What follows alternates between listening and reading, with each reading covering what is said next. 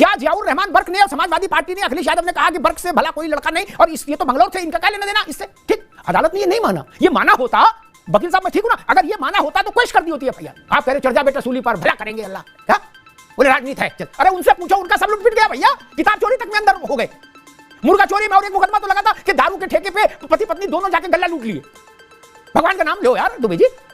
अब इनको तो रात में नींद कैसे आएगी बर्क को? जी, अब इन्होंने चचा का हाल देखा है तो इनको रात में नींद कैसे आएगी बताओ? मैं ये जानना चाहता हूं कि इन जो पुराने चीजें हैं, अगर कहीं ऐसा लगता है तो उनको मिल बैठ के सोल्यूशन लाओ, और नहीं लाते तो उनको उठाने की जरूरत नहीं। जब आप उसका करेक्टर चेंज नहीं कर सकते तो बेमनुष्यता क्यों बढ़ाई जा रही है? आपसी जो भाईचारा है वो खत्म करने की कोशिश क्यों की जा रही है? आपने मूर्तियां तोड़ खंडित कर दी आक्रांताओं ने, लेकिन देवता जिंदा रहा हमारे हृदय में। मूर्ति तो जब हमारे अनुकूल समय होगा, ग्रह नक्षत्र वार तिथि जब अनुकूल होंगी, जैसे राम के जन्म के समय हुआ, मध्य दिवस शीतल घामा पावन काल लोक विश्रामा, जब वैसी स्थिति पैदा होगी तो आप मूर्ति विग्रह पूर्ण प्रतिष्ठित कर देंगे। लेकिन राम हमारे हृदय स्थल से कहां गए? जय श्री राम दोस्तों, एक वापस से नए डिबेट वीडियो में आप सभी का स्वागत कर रहा हूं। मेरा नाम है गौरव और आप देख रहे हो मिस्टर गौरव शो। दोस्तों, वरिष्ठ पत्रकार अमिताभ मल्होत्रा जी का डिबेट वीडियो लेके आ चुका हूं और आज का रिएक्शन वीडियो बहुत ही ज्यादा धमाकेदार होने जा रहा है। आप सभी से रिक्वेस्ट करते हैं वीडियो को अंत तक जरूर देखिएगा, और इस पार्ट को अगर आप देखना नहीं चाहते तो इसको आप लोग स्किप कर देते हैं, क्योंकि यूट्यूब की गाइडलाइन से इसलिए हमें रिएक्शन देना पड़ता है। दोस्तों, जिस तरह से संभल का मुद्दा चल रहा है, संभल में जो सपा के सांसद जियाउर रहमान बर्क हैं, जिस तरह से बिजली चोरी की उन्होंने और बिजली चोरी की एफआईआर उनके ऊपर हुई थी। दोस्तों, कल जो है कोर्ट का निर्णय आया है, इलाहाबाद हाई कोर्ट का, और उनको जो है कोर्ट से कोई राहत नहीं मिली और कोर्ट ने जो है उनकी एफआईआर को रद्द करने से इनकार कर दिया है। इस पर जो है आज की डिबेट में जो है बहुत ही ज़्यादा घमासान आपको देखने को मिलेगा। समाजवादी पार्टी के एक नए प्रवक्ता दुबे जी हैं, डिबेट में आए हुए हैं और इस तरह की बातें करते हुए नजर आ रहे हैं कि दुबे जी को जो है कि शफीकुर रहमान जी को जो है राजनीति की तहत जो है फंसाया जा रहा है, मतलब बिजली चोरी की बात से इनकार करते हुए नजर आ रहे हैं। आज की डिबेट में जो है वरिष्ठ पत्रकार अमिताभ मल्होत्रा जी ने इनको तथ्यों के आधार पर बहुत अच्छे से जो है धो दिया है। दोस्तों, आप सभी से रिक्वेस्ट करते हैं वीडियो को अंत तक जरूर देखें और वीडियो को ज्यादा से ज्यादा व्हाट्सएप के माध्यम से शेयर करें। चलिए वीडियो को चलते हैं और मिलते सीधे वीडियो के लास्ट में। दुबे जी, कुछ लोग कह रहे हैं कि जियाउर रहमान पश्चिमी उत्तर प्रदेश में समाजवादी पार्टी के अगले आजम खां बनने जा रहे हैं। मुकदमा दर मुकदमा, अभी अरविंद जी ने 4-6 मुकदमे गिना दिए। बताइए, तो एक महीने में 4-6 हो गए और यही स्पीड रही तो अल्लाह के फजल से क्या स्थिति बनेगी? दुबे जी, अग्नोत्री साहब, जब आप राजनीति में कदम रखते हैं और आप डरने लगेंगे तो आपकी राजनीति वहीं खत्म हो जाएगी। अरे ये राजनीति है, राजनीति का अखाड़ा बहुत लंबा है, बहुत लंबा है। इसमें आप धैर्य रखना पड़ता है, हिम्मत रखनी पड़ती है। सही और गलत तो ठीक है, न्यायालय जो आदेश देगा वो देखेंगे, लेकिन एक वो नुमाइंदा है, वहां संभल की जनता ने उनको चुनकर संसद में भेजा है निश्चित तौर पर, तो इसलिए आप उन पर और उनकी जो जवाबदारी है वो अपनी जवाबदारी निभाएंगे और कानूनी प्रक्रिया है, कानूनी प्रक्रिया के अनुसार काम होगा। इसलिए इसमें कहीं कोई खतरा नहीं, कहीं कोई कुछ नहीं है। जनता के प्रति तो उनकी जवाबदारी है, लेकिन बिजली विभाग के प्रति भी जवाबदारी है कि बिजली जलाओ तो पैसा दो। नहीं, ये देखिए, राजनीतिक द्वेष होता है। पार्टी की सरकार आई है, अभी उनकी चल रही है, उन्होंने किस हिसाब से काम किया आप भी जानते हैं कि अधिकारी कहीं ना कहीं सरकार के दबाव में काम करने लगते हैं, और ऐसे कई उदाहरण हैं, ये एक उदाहरण नहीं है। ठीक है, जो भी है, अगर उन्होंने उन पर जुर्माना लगा है तो जुर्माना भरा जाएगा अगर कानूनन रूप से है, और नहीं है तो नहीं भरेंगे। इसमें कोई कहीं तकलीफ वाली बात ही नहीं है। लेकिन ऐसे अधिकारी जरूर चिन्हित होते हैं जो सरकार के दबाव में आके काम करते हैं। अरे आप शपथ लेते हैं कि हम ईमानदारी से काम करें, किसी की, मैं एक कॉमन बात कर रहा हूँ। आज सरकारी अधिकारी जो जिसके पास सत्ता है, जिसके पास पावर है, उसको रियली में एक ईमानदारी पूर्वक काम करना चाहिए। क्या जियाउर रहमान बर्क ने और समाजवादी पार्टी ने, अखिलेश यादव ने कहा कि बर्क से भला कोई लड़का नहीं और ये तो बंगलौर से, इनका क्या लेना देना इससे? ठीक, अदालत ने ये नहीं माना। ये माना होता, वकील साहब मैं ठीक हूं ना, अगर ये माना होता तो क्वेश्चन कर दी होती है एफआईआर, नहीं की ना क्वेश्चन। इसका मतलब अदालत ने माना कि एफआईआर में जो लिखा गया है वो प्रिमा फेसाई, प्रथम दृष्टया जांच के काबिल है। वकील साहब, एम आई राइट? एब्सोल्युटली जी, बिल्कुल सही बात। इसलिए दुबे जी, सब कुछ घोर माठा ना करो महाराज। मैं तो कहा ये जिठानी के नक्शे कदम पर देवरानी है, और आपने जो एक बात कही, ओपी सिंह भाई आ रहे हैं, लेकिन दुबे जी ने बहुत अच्छी बात कही कि राजनीति में आए हो तो छाती खोल के लड़ो। भैया, दूसरे पे बीते तो सब यही कहते हैं कि छाती खोल के लड़ो, चिंता ना करना। क्या जिस पे बीतती है वो बताता है कि क्या क्या खोलें और क्या बंद करें छाती। आजम खान से पूछो जाके, दुबे जी, उनके घर की गली जो है, रुक जाओ भाई, हम तो हकीकत बता रहे हैं, आप तो वो बोलोगे जो पार्टी का मसला है। उनके घर की गली के आसपास की गलियां जाम रहती थी आजम खान अगर शहर में है क्या? कलेक्टर और कप्तान वहां चौकीदार की तरह गेट पर खड़े रहते थे क्या?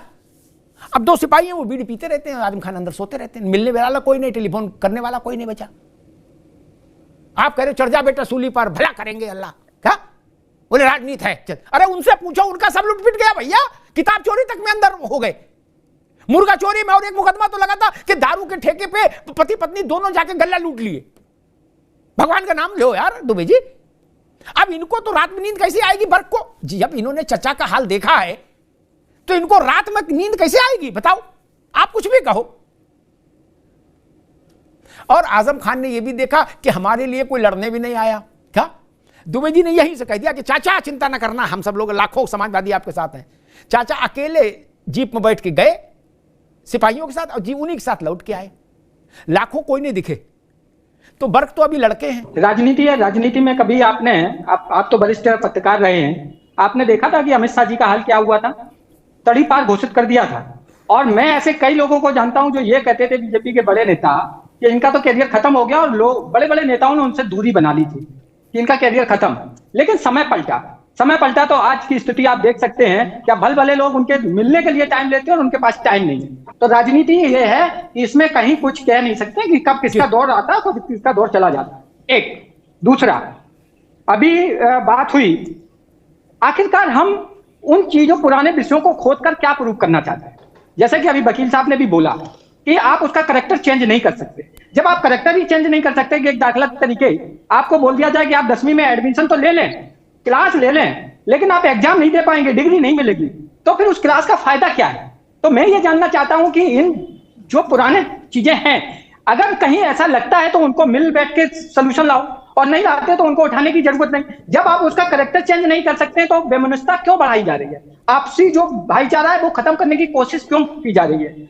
इस तरीके से अभी ये सत्य है, इसमें कहीं कोई दो राय नहीं है कि हमारे कई मंदिरों को मुगलों ने और उससे पहले जो आक्रांताएं आए उन्होंने नष्ट वष्ट किया है, इसमें कहीं कोई दो राय नहीं है, उसको कोई झुटला नहीं सकता है। लेकिन उन पुराने मुद्दों को जीवित करने से फायदा क्या? हमें आप ये बताइए। बड़ी विचित्र बात है, कल को कोई ये कह सकता है कि आप वैमनस्यता ना पैदा करो, कृष्ण को हटा दो, बिसरा दो, भूल जाओ, जाने दो। क्या कोई ये कह सकता है कि महादेव को छोड़ दो, जाने दो, क्योंकि डेवलपमेंट रुक रहा है? नहीं जी। एक जानकारी के लिए बता दूं कि संभल में रिपोर्ट भी सबमिट हुई, बर्क के खिलाफ मुकदमा भी चलेगा, यह भी फैसला हुआ। ठीक दुबे जी, और उसी के साथ जब ये फैसले हो रहे हैं देश में, तभी वंदे भारत ट्रेन का परीक्षण चल रहा है 200 किलोमीटर प्रति आवर की रफ्तार का, वो भी सफलता के साथ। इसलिए ये गलतफहमी मत रही है कि उधर कुछ नहीं हो रहा, वो अलग डिपार्टमेंट है। रुक जाओ भाई, वो अलग डिपार्टमेंट है, ये अलग डिपार्टमेंट है। ठीक, इसलिए ये तर्क देना बार बार, हम देखते हैं ज्यादातर लोग इस तर्क को आवरण बनाते हैं, छतरी बनाते हैं कि विकास की ओर देखो। नहीं, विकास की ओर भरपूर देखा जा रहा है और भी देखा जाना चाहिए। ठीक, लेकिन विकास का अर्थ ये नहीं कि विकास की ओर हम देख रहे हैं तो श्रृंगार गौरी की पूजा बंद करा देंगे। कैसे करा देंगे? क्या हम अपने देवताओं का विनिमय करने शुरू कर दें? बोल भाई यहां वाला तू छोड़ दे, वहां वाला हम ले लें, ऐसा हो सकता है क्या? नहीं। अग्निहोत्री जी, मैं यहाँ से दो चीजें कहूंगा जी। एक, बीजेपी सरकार केंद्र में भी है, उत्तर प्रदेश में फुल मेजोरिटी में है, इनकी है, मैं थोड़ा कड़वे शब्द यूज करूंगा, इनकी है ताकत एक बार विधानसभा में या लोकसभा में बिल पारित कर दे? नहीं है ताकत इनकी कि जितने भी मंदिर हैं, जितने भी ऐसे विवादित क्षेत्र हैं, सब पे मंदिर बनाया जाएगा, इनकी ताकत नहीं है। तो फिर ये उस चीज को तूल क्यों देते? या आप अगर करना चाहते हैं तो विधानसभा में बिल लाइए, लोकसभा में बिल पास करिए, या आप कोई भविष्य में मंदिर, मस्जिद, गुरुद्वारे, चर्च नहीं बनेंगे, जितने पुराने मंदिर हैं उन्हीं का जीर्णोद्धार होगा, और जितने भी दबे हुए मंदिर हैं इनके पीछे सारे खुलेंगे, लेकिन नहीं करेंगे क्योंकि इनको राजनीति वहां करना है। दूसरी चीज, मैंने इसलिए कहा था कि भगवान कृष्ण ने भी कहा था कि भाई 5 गांव दे दो दुर्योधन के यहाँ सभा में, कि 5 गांव में हम शांति कर लेंगे, क्योंकि वो नहीं चाहते थे कि लड़ाई दंगा फसाद हो, 5 गांव में शांति से निपटारा हो जाएगा। लेकिन जब सारे रास्ते बंद हो गए उनके, तब उन्होंने महाभारत की है। तो यही हम यहाँ कहना चाहते हैं। ठीक है, मिल बांट के जो भी बेसिक चीजें हैं उनको निपटा लो। ये बताइए कि आप हमारे भगवान आराध्य देव को, मंदिर को तोड़ा, और एक एक आक्रांताओं ने नहीं, काशी विश्वनाथ को 3-3 आक्रांताओं ने तोड़ा। तैमूर लंग ने भी तोड़ा है, औरंगजेब ने भी तोड़ा है, और चंगेज खान ने तोड़ा है। सोमनाथ मंदिर तो हम उसको मान जाए, हम उसको दे दें, हम उसको दान कर दें, ये कैसे संभव? ये संभव नहीं है। हिंदू जागृत हो चुका है और वो अपने आराध्य देव के लिए लड़ रहा है। जी ने कहा उन्होंने भगवान कृष्ण का एक उदाहरण दिया कि वो धृतराष्ट्र की सभा में आते। दुबे जी सुन लीजिए कि धृतराष्ट्र की सभा में माधव पधारते हैं और कहते हैं कि 5 गांव दे दो। बड़ा प्रसिद्ध वो उदाहरण है कि दुर्योधन ने कहा मैं सुई की नोक के बराबर नहीं दूंगा। फिर महाभारत हुई और महाभारत में क्या हुआ सबको पता। ये उदाहरण बड़ा है क्योंकि खुद भगवान है इसमें, इसलिए श्रद्धा का पात्र भी है उदाहरण। लेकिन मैं बहुत विनम्रता से कहूंगा यह उदाहरण यहां लागू नहीं होता। भगवान कृष्ण पांडवों के राज्य के लिए भूमि मांगने गए थे, देवस्थान का सौदा करने नहीं गए थे। मैं मानने को तैयार हूं, राज्य के लिए 4 इंच जमीन ज्यादा ले लो। पाकिस्तान का बंटवारा हमने स्वीकार किया ना, ले दे के निपटा ना। क्या ले दे के निपटा कि वहां से जो भी ट्रेन आई वो लाशों से भरी आई, लेकिन फिर भी हमने चलो ठीक है माना ना दुबे जी, क्योंकि वो राज्य का विषय था। राज्य छोड़ो, भारत की चिंतन धारा ऐसी रही ही नहीं। मेटेरियलिस्टिक चीजों के प्रति, भौतिक चीजों के प्रति भारत का बहुत लिप्सा भरा आग्रह कभी नहीं रहा। शायद इसीलिए भगवान ने कहा कि 5 गांव दे दो। लेकिन कोई ये कहे कि काशी विश्वनाथ का मंदिर छोड़ दो, ये 5 गांव ले लो, ये तो स्वीकार नहीं होगा ना। भगवान का सौदा नहीं हो सकता, भारत के प्राण तत्व का सौदा नहीं हो सकता। मां रिप्लेस हो सकती है क्या? नहीं ना। मां रिप्लेस हो सकती है क्या? नहीं ना मित्र। मां के साथ तो तलाक का भी प्रोविजन नहीं, मैं तो कानून से भी परे। और वो तो परम पिता है, परम माता है। कैसे आप लोग कहते हो कि ले दे के निपटा लो, बैठ के बात कर लो? नहीं, ये दुकान मकान की लड़ाई नहीं है मित्र, ये सोने चांदी की लड़ाई नहीं, दुकान मकान की लड़ाई नहीं, ये खेत मेड़ की लड़ाई नहीं, ये गाड़ी घोड़े की लड़ाई नहीं, ये आत्मा का संघर्ष है, आत्मा का संघर्ष। आपने मूर्तियां तोड़ खंडित कर दी आक्रांताओं ने, लेकिन देवता जिंदा रहा हमारे हृदय में। मूर्ति तो जब हमारे अनुकूल समय होगा, ग्रह नक्षत्र बार तिथि जब अनुकूल होंगी, जैसे राम के जन्म के समय हुआ, मध्य दिवस शीत नघामा पावन काल लोक विश्रामा, जब वैसी स्थिति पैदा होगी तो हम मूर्ति विग्रह पूर्ण प्रतिष्ठित कर देंगे। लेकिन राम हमारे हृदय स्थल से कहां गए? गंभीर बात कह रहा हूं। अयोध्या में मंदिर तो अभी बना ओपी सिंह जी, लेकिन कोई रामनवमी हमसे छूटी नहीं जब हमने भगवान के प्राकट्य का उत्सव नहीं मनाया। मजा आया। खत्म, bye bye, tata, good bye, गया। तो दोस्तों वीडियो हो चुका है समाप्त, और यहां तक वीडियो देखने के लिए आप सभी का धन्यवाद। आप सभी से रिक्वेस्ट करते हैं यदि चैनल पे पहली बार विजिट किए हैं तो चैनल को सब्सक्राइब करना ना भूलें, साथ ही साथ बेल वाला आइकन प्रेस करके ऑल पे क्लिक कर लें, जिससे जब भी हमारा वीडियो अपलोड होगा उसका नोटिफिकेशन आपके फोन पर आ जाएगा। चलिए दोस्तों वीडियो की बात कर लेते हैं। दोस्तों वीडियो में आज आप लोगों ने देखा समाजवादी पार्टी की जो नए प्रवक्ता हैं दुबे जी, आज जो है दुबे जी को जो ये तथ्यों के आधार पर अमिताभ बंधु ने बहुत अच्छे से एक्सपोज कर दिया है।